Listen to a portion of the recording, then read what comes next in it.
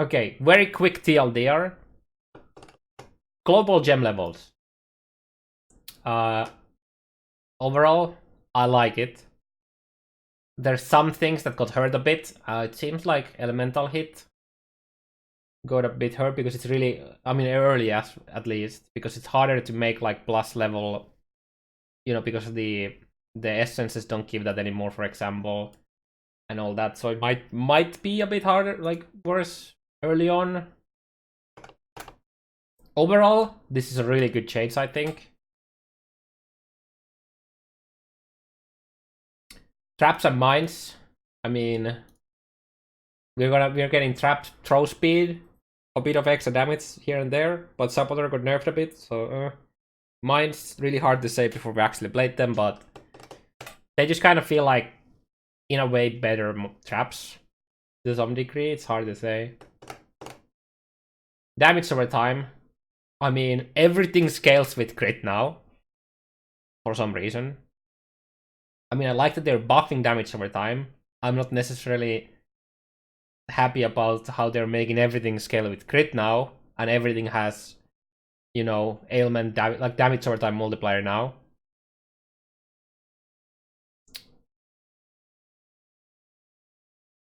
But overall, I like it. We might actually see ignite builds that aren't like specifically using one, you know, item that gives you faster ignites, which DPS increase. So the threshold of making a good ignite build might actually be much like less now.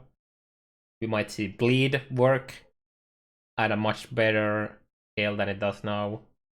So overall, I like that they're buffing damage over time. For sure. Minions. Well, accuracy increase is great. Overall, I like that we're getting a big overhaul on the minions. We're getting a lot more resistance on minions now because we can craft that too. One unexpected change from this is now the minion and totem elemental resist support doesn't work for totems anymore. So those few people who use that on your totems, well, I guess rip you. I really like the SRS chains. I really like the convocation cooldown reduction, and that is percentage life. So the removal of life region, like minion life region on Necro, is probably not going to be as bad because of the convocation. We need to see the skill tree changes for that though. Obviously, they don't mention the Spectre, but the Spectre gets Spectre like the base minion level goes up with levels after 20, which is good. So you can actually have like potentially like level 90 Spectres. That requires quite the investment though, and might not even be worth it.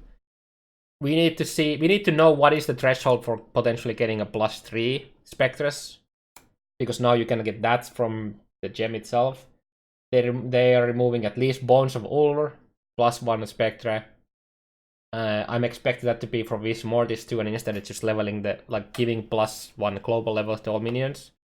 Remains to be seen how that's, but I don't see people using Bones of Ulver as much anymore, especially because of the fossil mod. I don't. At the first look, I really like. Well, I guess it's the second look now. I really dislike how the ways they're trying to make people. I mean, I understand that they wanted to be different from just leeching. They have a nice difference between a caster and an attacker, right? But they really need to give us more than just giving a better mana flask or reduce, you know, invest into reduced mana cost. Because right now it just feels like we're just gonna go EB and have ES leech if we want to sustain our mana. Or you can use the Mastermind Helm that gives you EB and your ES recharge can start on skill use. Like it really feels like we're just gonna go EB, or we are gonna be full MOM with crazy mana regen. Like they should really like put the mana regen on damage nodes, I feel like, or something like, or have the mana nodes with damage or some other utility. Because as of right now, it's like really hard because you need to get a certain amount of life to feel good, or ES. Yeah, Devouring Dynam was the helmet I was talking about, yeah. Honestly, it really looks like Devouring Dynamist is gonna be, or EB in general is gonna be used a lot with spellcasters. There's some potential decent shenanigans with Soul Thirst now though, because there's a mod on Mana Flask that lets it remain after reaching full, so that could be something, because the duration of a flask can be you can quadruple the duration of your flask with Temp Chains, Solstice Vigil, etc. So if you can make like a 15-second mana flask and then you quadruple, that's a minute. That's a 1 minute of Soul Eater, because your mana flask can't stay up even when you're at full mana. So that's potentially gonna be something crazy, but depends on how long our mana flask can, how long it can stay. It's really about that, like how long can we make the flask stay up. And it looks like Indigon might be better now because it has like the mana flask stuff, and especially for the Soul Thirst, so that could be something. The reduced mana support being reworked in Inspiration, I like it, except that it's for more elemental damage. This should have been just like global damage, I feel like. Because now either you have to go conversion, or otherwise you're just kind of fucked for physical spells. Like if you wanted to do like a poison blade vortex, for example, well, you're kind of fucked, So we need to see more about this, but I hope that it would just be global instead of elemental. I'd rather also see it be more spell damage than elemental, even though it means that it won't affect like heralds. I'd still see it as a spell damage rather, just so that it affects all types of spell damage. For melee, I mean, I like that they're trying to work the strike skills to be a bit better with giving them more range. Cyclone nerf is totally justified. Still gonna be good, I think. I'm gonna be playing Cyclone this league, I think. Oh yeah, about the mana stuff. Cyclone mana sustain might be harder, or instead of being free, you might actually have to have a tiny bit of leech somewhere, because they're splitting the reduced mana, like the flat reduction of mana cost, to channel skills and non-channel skills, because it was too good for shit like Blight, etc. So that's nerf for the sustain of those, but I guess it's justified because it was kind of too easy, honestly. Most likely still fine with the fossil chest. We'll have to see.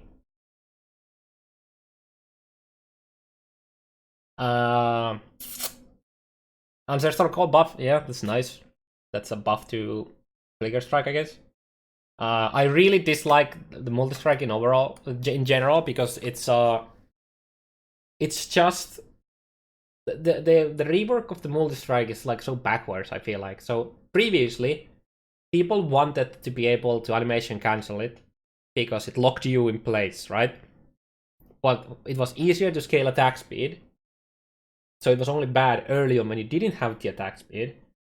So now in the rework, we can cancel it, but we don't want to cancel it because of the more multipliers for the second and the third hit, and attack speed scaling is harder now.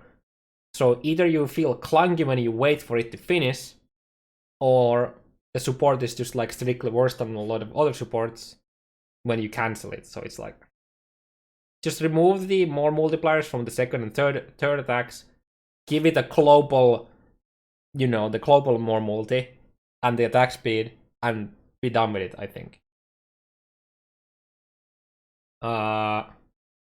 Pulverize, I hope that they increase the increased AoE because they removed the more.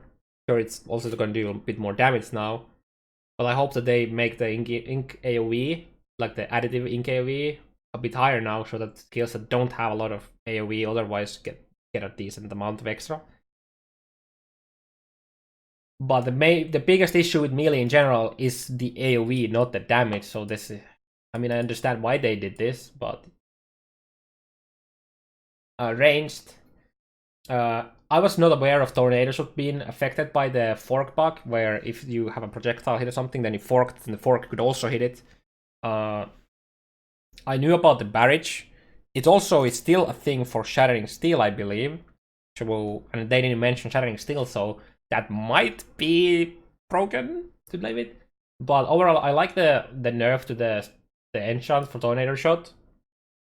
It doesn't feel as mandatory. It's still gonna be mandatory, but not as big of a deal. The bug to the fork, them fixing the fork bug is gonna reduce the single target of tornado shot a lot. Shattering steel was fixed. It was fixed and then it was re-fucked up after. Somebody tested it during 3.7 and it was still fucked. But tornado shot getting the nerf hammer, I think is justified. It's just been leaps and bounds above everything else for the longest time. I like that they're buffing lightning arrow and split arrow. I want to see people play split arrow and lightning arrow again. They're also reworking how chain works. So previously two projectiles from a single attack could attempt to chain to the same target. So this meant that you were kind of wasting your chain in sometimes, and now that's not gonna be a thing. So that's a massive buff for any lightning arrow chain is gonna get a massive buff from that, for example. And everything that chains with projectiles in general is gonna be better. The new Mamba strike could be nice. Contagion got nerfed. The massive AoE scaling Contagion is now not as massive, but it's gonna be fine still. I think you lose anywhere between 6 to 10 radius, depending on how much of a scaling you had previously. It's hard to say, but it's gonna be fine, especially for packed maps. Like Toxic Super, for example, is still gonna go like fucking 2 screens, not like just previously. Body swap change is nice. Now you can do it on on a live monster instead of just a corpse. Passive tree changes. I mean, they split the insanely good alchemist cluster into multiple pieces and scattered it around. They gave Pathfinders more flask effect now because they're on that side of the skill tree. The base aura stuff is nice. The radius increase because of the mind changes. I hope they don't forget Death's Oath with this change, because they're they're lowering the increased AoE of our skills, and because that was the main way to scale the AoE of the Death's Oath. They moved all the attributes cluster that people use for crit multi and accuracy and whatnot, so that doesn't work, and they slightly buffed them. Probably not gonna be enough. The Ascendancy Changes. Well, I really like Necro. I really like the Assassin buff.